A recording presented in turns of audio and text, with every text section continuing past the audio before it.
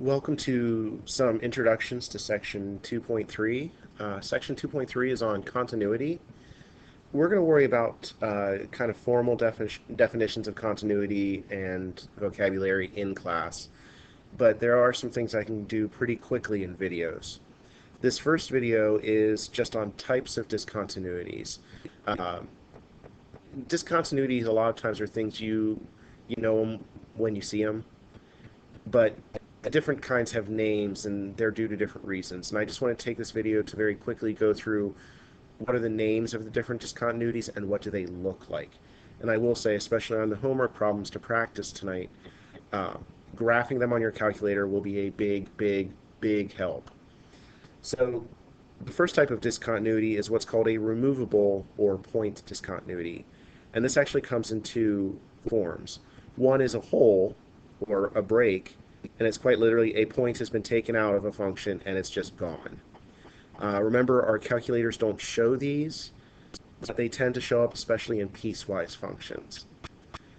Related to that is move to point, and that's just the point that we took out of the hole. We've just moved up or down to a different y value. Please note it can only move up or down. It can't move to the side because then it would violate the vertical line test and we wouldn't have a function anymore. And again, this is most common when we're dealing with piecewise functions. The reason these are called point discontinuities is because it is just a point that's being taken out. The reason they're called removable discontinuities is not because a point has been removed, but because we can actually remove the discontinuity and make the function continuous by filling in the hole. And we'll talk about that in class a little bit and a little bit in the second video as well. The second type of discontinuity is a jump, and that's literally what it sounds like. Your function is going along and suddenly it jumps up or down to a different y value without any connection. The most probably famous of these is the least integer function. That's what the int stands for. It takes whatever number you plug in for x and rounds it down to the closest integer. So if I plugged in 1/2, this would give me 0, but if I plugged in 1 1/10, it would round down to 1. Or if I plugged in 1.9, it rounds down to 1. And so we get a staircase effect. Every single time it changes to a different step, that is a jump discontinuity. A third type is actually what we talked about last section, an infinite discontinuity or vertical asymptote. I don't really have anything else to say about those because you already know a lot about vertical asymptotes, but vertical asymptotes are a discontinuity.